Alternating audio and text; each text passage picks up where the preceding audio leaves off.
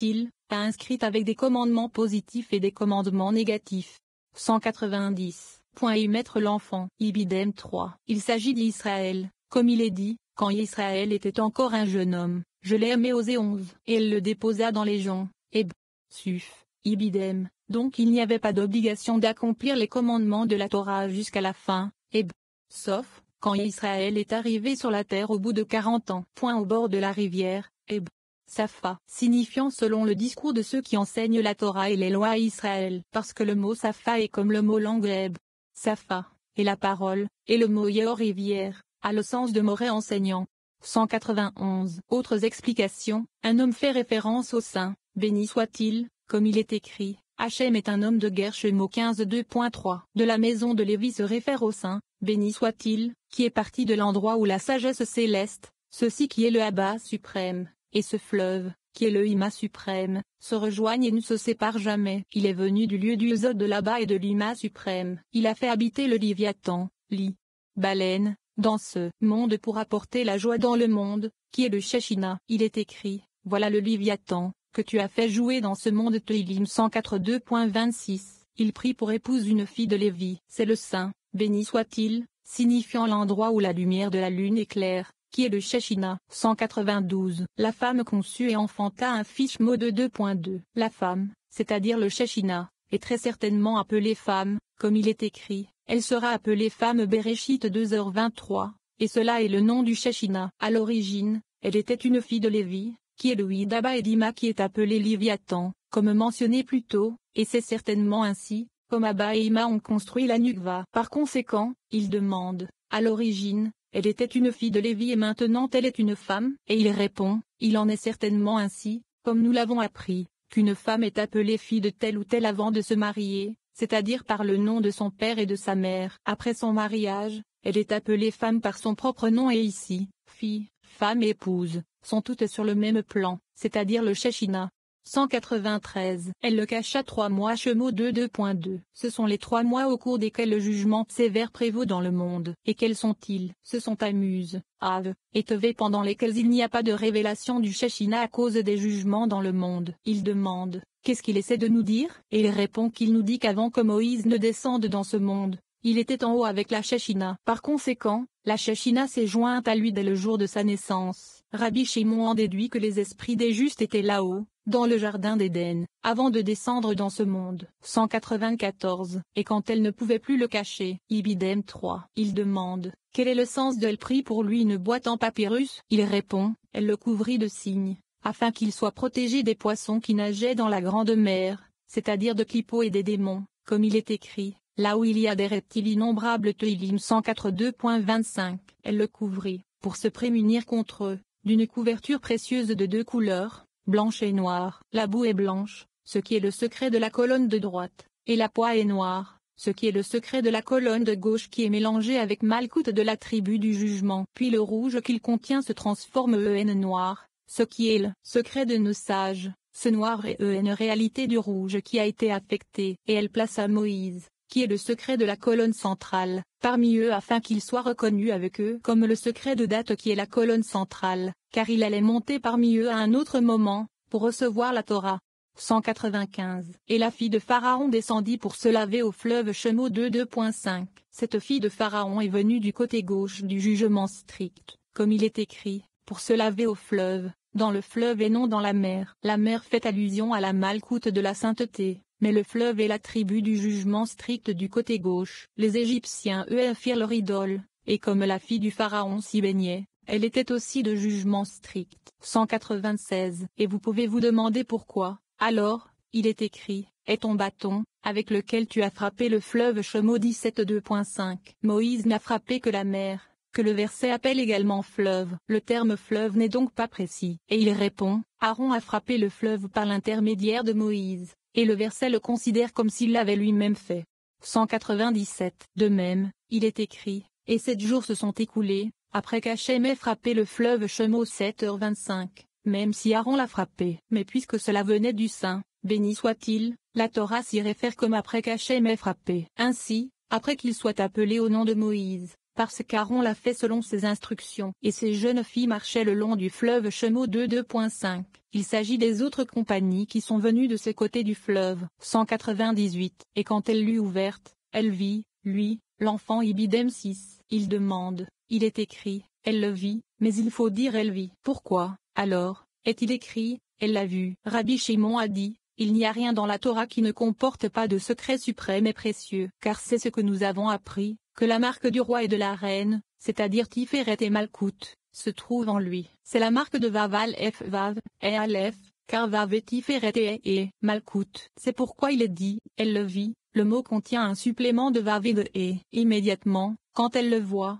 elle eut pitié de lui. Shemo 2.6. Jusqu'à ce point, la Torah parle des mondes supérieurs ci-dessus. À partir d'ici et plus loin, elle parle des mondes de haut et bas, sauf pour ce verset, et Société Anonyme Sœur se tenait. Ibidem 4.21. Et sa sœur se tenait à l'écart. Dans un premier temps, une discussion du verset titre identifie sa sœur comme étant les enfants d'Israël, dont Zahir Ampin est caché à distance. La discussion se tourne ensuite vers le renforcement de l'idée que les justes, et en particulier Moïse, sont connus en haut avant de descendre dans ce monde, et que leurs âmes sont tirées d'un endroit élevé. Nous apprenons que, tout comme le corps a une mère et un père, l'âme a aussi une mère et un père. En effet, tout ce qui est en haut et en bas est produit par un mâle et une femelle. Enfin, une autre interprétation du verset titre révèle que et sa sœur se tint debout et la sagesse inférieure, qui se tiendrait au loin lorsque le jugement accuserait Israël pour ses péchés. Alors la Shechina s'est éloignée d'eux aussi. La pertinence de ce passage de cette section peut être utilisée pour concentrer la conscience sur les aspects éternels de notre propre âme,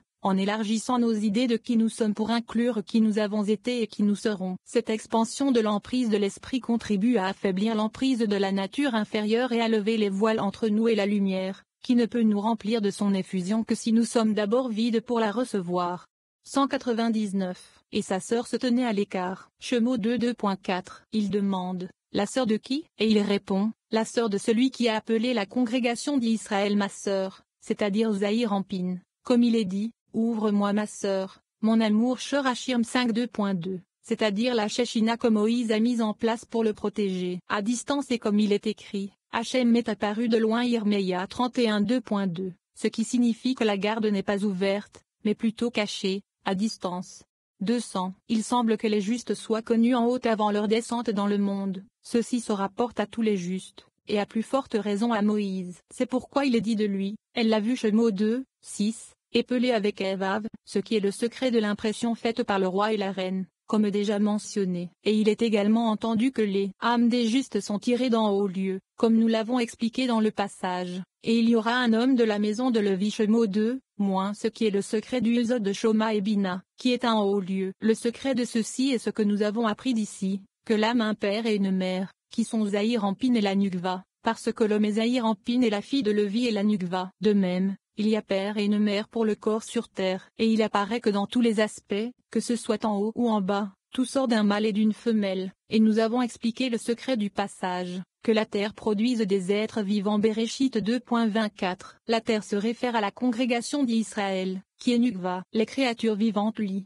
âme, et l'âme d'Adam, comme nous l'avons expliqué, car Zahir Ampin et Nukva sont le père et la mère du premier homme, comme nous l'avant expliqué. Rabbi Abba vint et l'embrassa. Il dit, assurément, tu parles magnifiquement et c'est bien ainsi. Heureuse est la part de Moïse, le prophète fidèle, au-dessus de tous les autres prophètes du monde. 201. Et sa sœur se tenait debout. Shemo 2.4. C'est la Shoma, la Nukva que l'on appelle la Shoma inférieure. Comme il est dit, dis à la sagesse, tu es ma sœur. Michelei 7.4.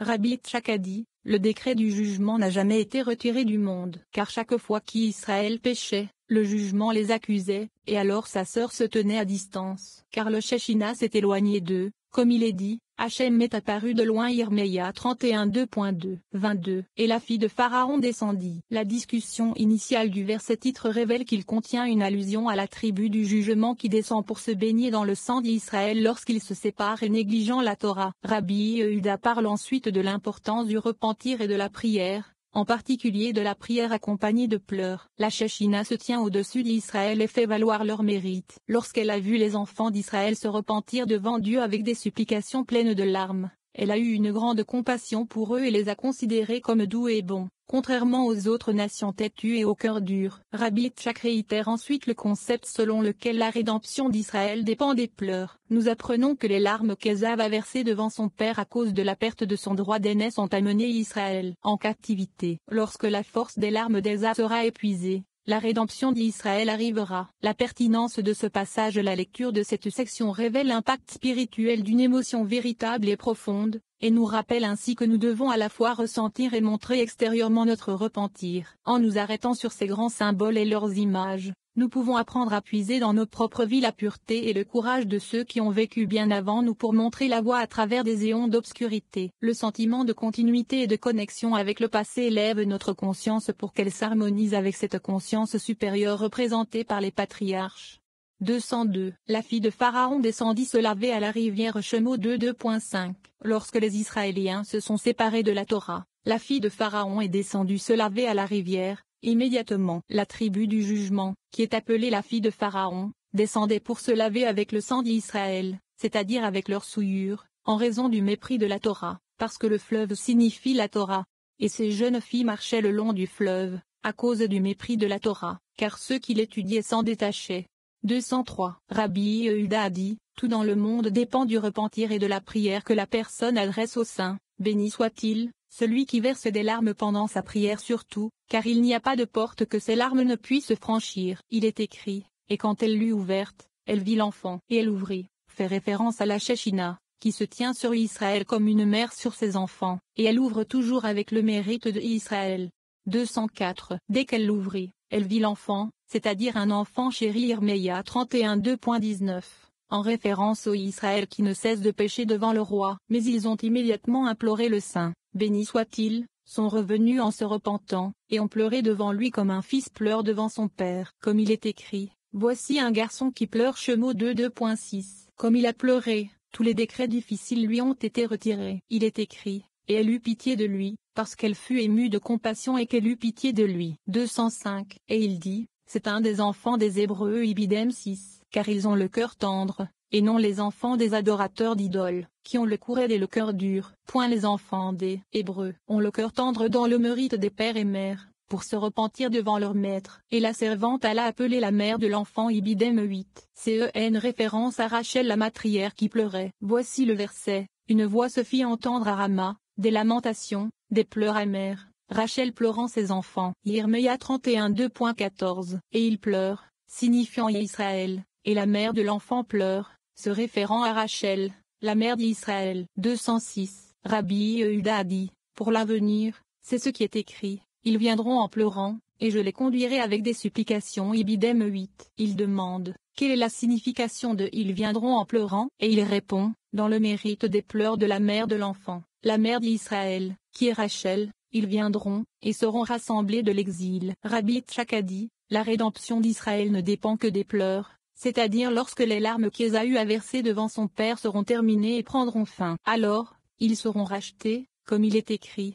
et Ésaü éleva la voix et pleura. Béréchit 27:2.38. Ces larmes ont fait tomber Israël en exil. Par conséquent, dès que ces larmes cesseront par les pleurs d'Israël, ils sortiront de l'exil. C'est le sens de, ils viendront en pleurant, et c'est par des supplications que je les conduirai. 23. Et il a regardé de ce côté et de l'autre. Cette section traite de l'épisode où Moïse tue un Égyptien qui bat un Israël. Il a regardé dans tous les sens, nous dit-on, pour voir si l'Égyptien proclamait l'unité divine, s'il accomplissait de bonnes œuvres ou s'il produirait un fils vertueux. Bien que les hommes méchants engendrent souvent de bons fils, et que ceux-ci soient particulièrement précieux pour Dieu puisqu'ils représentent la lumière des ténèbres, Moïse vit par l'Esprit Saint que l'Égyptien n'aurait pas un tel fils. La pertinence de ce passage. La lecture de ce passage aiguise ces facultés intérieures que nous tenons de Dieu et qui nous permettent de voir au-delà de la surface des personnes et des choses, et de comprendre l'essence qui est en nous. En cultivant ces facultés, nous éviterons de nombreux désastres causés par des loups déguisés en moutons, et nous pourrons également aider les autres à faire de même. 207. Et il regarda de cette façon, et qu'a fait, et de cette autre, Shemo 2h12. Car il vit dans ces 50 lettres qu'Israël proclame 2 fois par jour la prière, Shema Israël écoute ô Israël, qui contient 2 fois des lettres Kafé égale 25, et Kafé, mais il ne vit pas que l'Égyptien l'essayera. Et il regarda Rabbi Abba a dit, Le premier Koé parce qu'il regardait pour voir celui qui possédait de bonnes actions, et le deuxième Koé parce qu'il désirait percevoir si un fils vertueux émergerait de lui. Immédiatement, il vit qu'il n'y avait pas d'homme, il vit par l'Esprit Saint qu'aucun fils vertueux ne sortirait de lui. 208.